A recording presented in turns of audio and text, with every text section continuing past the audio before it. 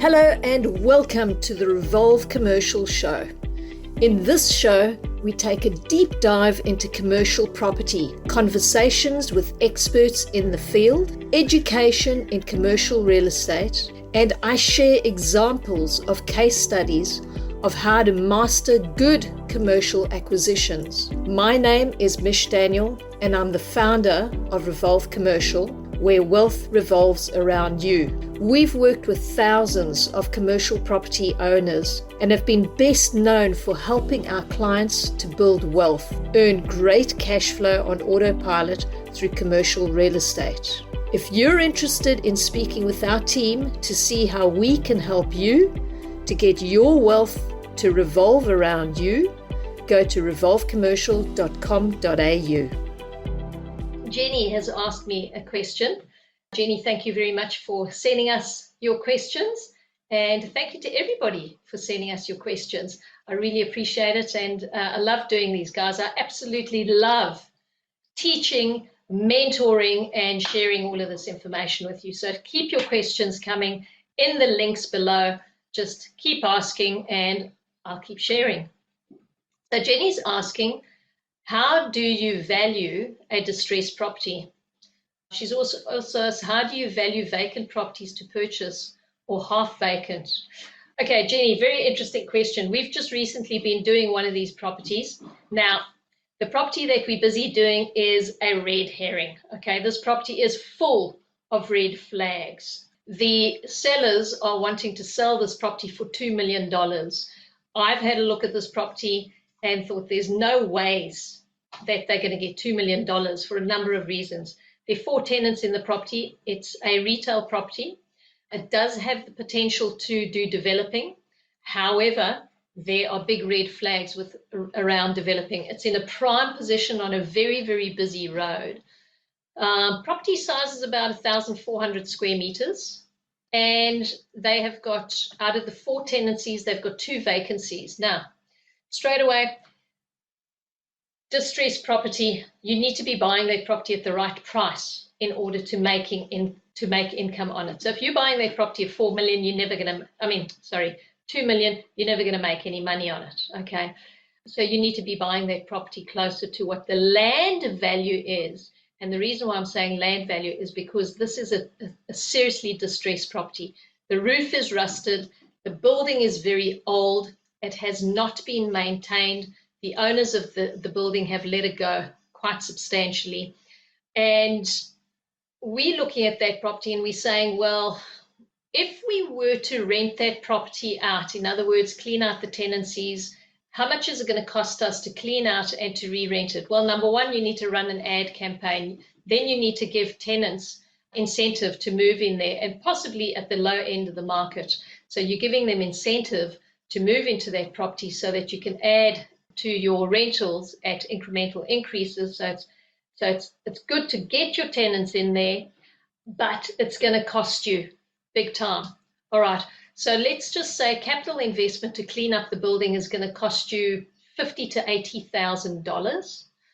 Real estate in that area would probably be going at around about $700 per square meter, which means that if it's 1,400 that you're looking at. So I'm going to say conservatively, it's probably around about that $1 million, just sub-million. Now, the owner of the property is an owner-occupier. They occupy probably the largest premise. They bought the property about 8 years ago, and they've been running their business out of it. However, they want to retire. They're tired. The business is a going concern, and they want to shut the business down. So straight away, you're going to be buying a building that is 75% vacant. Now, I had a conversation with them, and I said, look, there are 2 ways that we can do this, because $2 million on this property is unrealistic. It really is valued close to $1 million. So for this property in particular, and the reason I'm telling you the story, Jenny, is because every property is different. Every vacant property is different. This is a retail property, and I'm going to say it's 75% vacant, which means that the only way that you can value this property is by land value and building. It's a distressed property. The building itself is in a bad condition, needs a lot of work done to it. So I would say in this case, what we would do is we would value the land, excluding the building. So if the building is, I think the building was about 600 square meters, if I remember correctly. No, it was smaller than that, probably about 400 square meters, which means that you've got 1,000 square meters of land only at 700. And then you've got the building itself. Replacement value would probably be 200,000. So there you go. You've got 7 plus 200, you're up to 900, a little bit of extra for the current rentals. So we're at around about between $9 to $1 million. Now, that is quite a long explanation of that property in particular. If you are buying a property that is highly sought after in an area where the vacancy rate is really low, then I would say what you're doing is in the current market, and depending on where you're buying and how in demand that property is in the current market, you would take the value of the property, surrounding properties, and have a look at what those properties are renting at, work out what your yield is, your capitalization rate, so in other words, what the cap rate in that area is, and knock 10% off. And the 10% is going to cover you for your advertising campaign, bearing in mind you're going to pay an agent and you're going to be paying their agent fees. And you are going to be marketing that property, and you're probably going to have to give incentives, and you're going to be starting at the low end of the market. So around about 10 to 20% is where you're at, depending on where the property is and what type of property it is. Jenny, long explanation. I hope that helped you. I hope that answered a couple of your questions there. Next question is from Nigel. Nigel, how do you work out cash flow from the rent after interest paid? Very simple, Nigel. Your yield less your mortgage rate. But I'll give you a couple of examples. I'm just going to give you the simplest one. I always like to work on $1 million because $1 million is a round figure and we can work it backwards.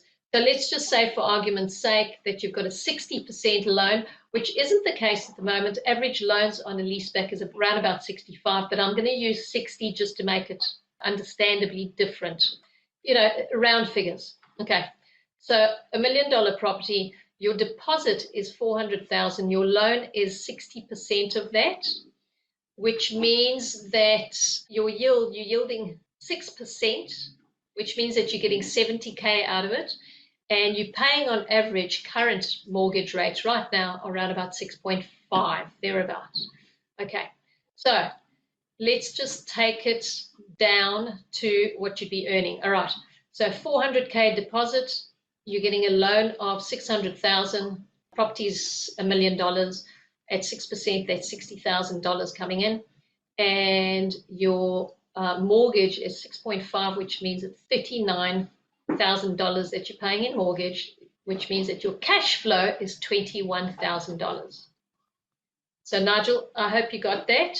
I can give you the numbers for a $3 million property, which is deposit 1.2 mil, 60% LVR. At 6%, you're getting 180K. Your mortgage is 117,000. Your cash flow, 63,000. Okay, now as the interest rates drop, let's just go to 5.5. I'm going to give you the scenario for $1 million property again. At 6%, you're earning 60,000 still. Your mortgage rate is now 5.5, which means that you're only paying 33,000 in mortgage.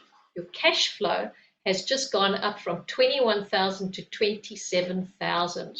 Okay, now let's say that that mortgage rate, in a happy world, let's hope and pray the mortgage rate go down to 4.5 again, which means that your cash flow after your mortgage of 27,000, so your mortgage is going to drop to 27,000, your cash flow is going to go up to 53,000, and that's based on $1 million property. So Nigel, I hope you caught all of that. So that is what your cash flow is on those types of properties. Thank you for joining us on the Revolve Commercial Property Podcast. Don't forget to join our private Facebook group, Cashflow on Autopilot with Revolve Commercial, where we share weekly updates on positive cash flow commercial properties currently on the market and how to acquire them. So go to Cashflow on Autopilot with Revolve Commercial or www.revolvecommercial.com.au.